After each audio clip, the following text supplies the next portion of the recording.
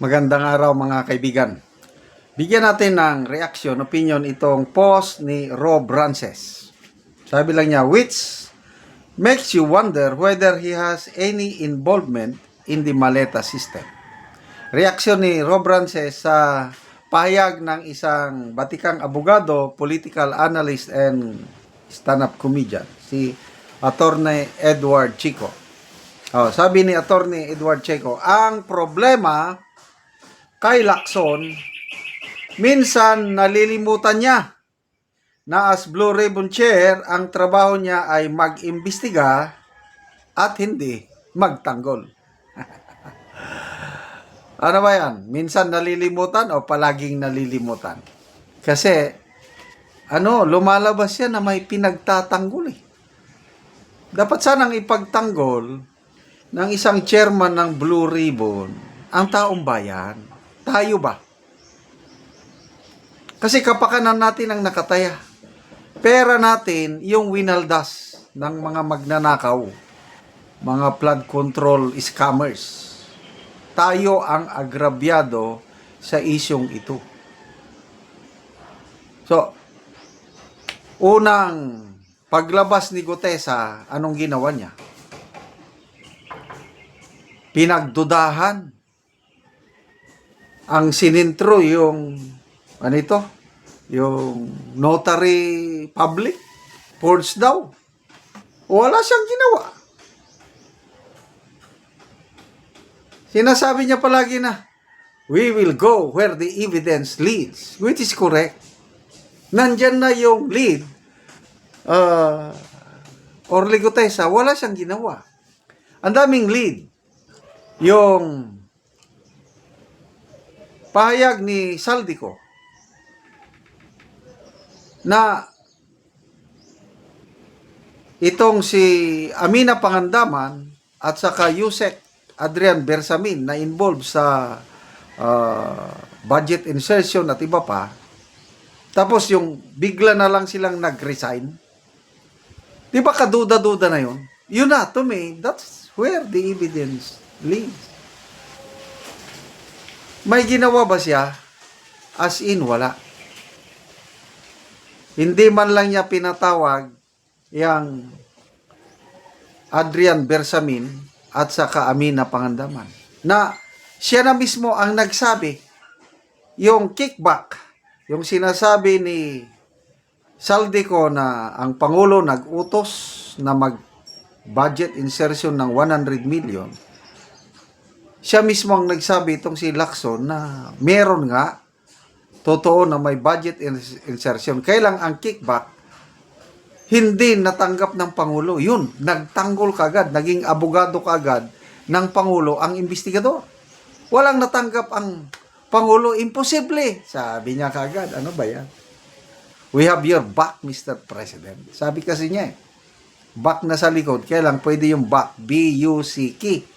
Back, di ba? Dolyar. We have your back, Mr. President. Pinagtanggol niya kagad ang presidente. Sinabi niya, ang kickback, ibang nakatanggap. Bersamin and Pangandaman. Galing mismo sa kanyang bibig yun, narinig ko. O bakit hindi niya pinatawag?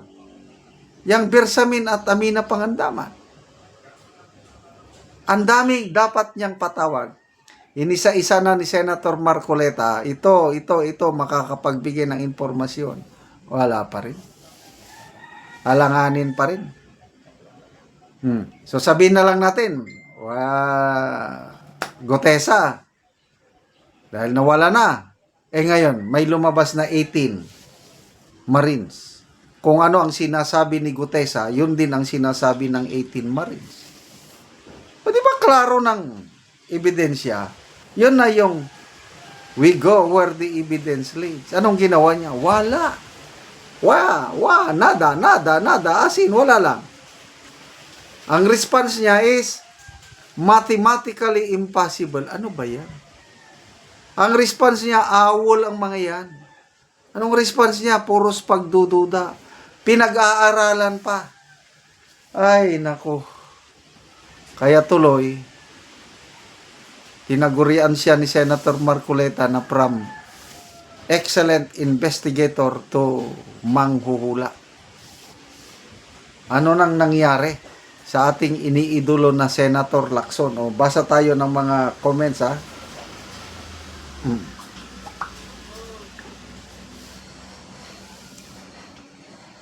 Tenet, TNT, he is earning his retirement from his boss.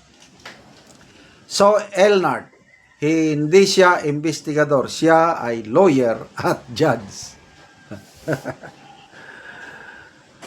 Ronald Barameda, siya nga din dumidepensa. Nakatanggap yan through kay Soto, sabi ni Cerces Montes. Siguro, kaya tandem sila pagdating sa Takipan at Labuan. Alvin Manlangit, doble trabaho niyan, investigador at the same time tagapagtanggol. Selective investigation pwede. Nakakatawa yung i-present niya na witnesses para lang maipakita siguro na pinupuntirya ng Romualdez. Wala naman. Lutis o Quitis. Palpak man yung pasabog niyang dalawang testigo, yung dalawang babae na nakatakip pa mukha. Wala, puros heresy yung sinasabi. Yun na sinasabi niyang pasabog para madiin niya si Romualdez. So hanggang sabi niya, wala tayong malakas na ebidensya kay Romualdez. Wala nga. Dahil ayaw nilang, I don't know. So ngayon, nangako siya, I don't know kung anong klaseng pangako yon na tatawagin niya ang 18 Marines. But I doubt it. Gagawin nila lahat ang delaying tactics hanggang makalimutan ng taong bayan yung 18 Marines yan. Kaya lang, pumanda sila. Dahil nakikita ko, meron pang ilalabas ni Attorney Baligod. Mas matindi itong ilalabas niya. Yung alas niya, wala, hindi pa niya ginamit. Kaya mga kababayan, huwag tayong mag-relax, maging mapagmasid, mapagmatyad, maging maingay, magreklamo. Karapatan natin ito dahil pera natin yung ninakaw ng mga mastermind sa flood control. Salamat mga kaibigan sa inyong pagsubaybay sa ating channel. Nakakatulong kayo ng malaki sa tribong Talandig ng Bukidnon dahil may income tayo. Ang sweldo natin binibigay na tulong sa pamamagitan ng libreng yero at pako para makapagpatayo itong tribo ng mas maayos na tirahan. Panoorin nyo ang video na ito.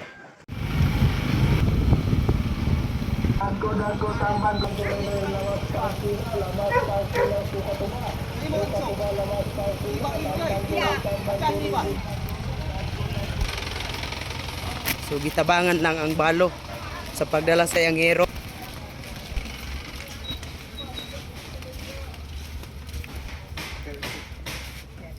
Karon mo na ni ang itsura sa atop ni nanay sa tagaan na mo giro. So naa sa hero mga buslot na og ipang butangan na gani og sako. So mga dagko na gid tayo og buslot. Og ipang sumpay-sumpay lang gani ang mga hero nga uban. So ang wala na kuha na ang sako na lang yun. Salamat sa Ginoo daw sa nagtabang sa sin. Oo. So ikaw na nay usa ka kabalo. Oo. Pila na katuig na nay sa imong pagkabalo? 24 na. 24 na katuig. Ayat pa ko tilaw og tabang kasing-kasing. Oo, so wala kayud kasukad na kadawat og tabang. Wala. So karon pa ka. Karon pa gyud. Pila na day na nay ang imong edad? 57. 57. So karon pa ang tabang ni abot sa imong kinabuhi ka 57 na imong edad. Oo, pila imong anak na nay? Napulo. Napulo. So tanan na naay pamilya? Wala pa. Wala pa. Upat pa ang nakapamilya. Upat pa ang nagpamilya. So ikaw lang gabuhi sa imong mga anak. Ako gyud. Mura na kog lalaki kita na akong kuano. Oo. Di man na pareha sa kanang may trabaho. Kung natay trabaho, mura talag lalaki. Oo, gamuso ra sad ka na nay. kamuso ta. Salamat sa nagtabang sa SID. Labi na karong nga Pasko, nga gitabangan ko. So salamat kaayo. Makaatop na ka. Makaatop na ko. Pila na day ni katuig na imong balay? Yes. 20 na. 20 na katuig. Murag 20 na. Sudugay na gid kayo. Sige, salamat kay nanay.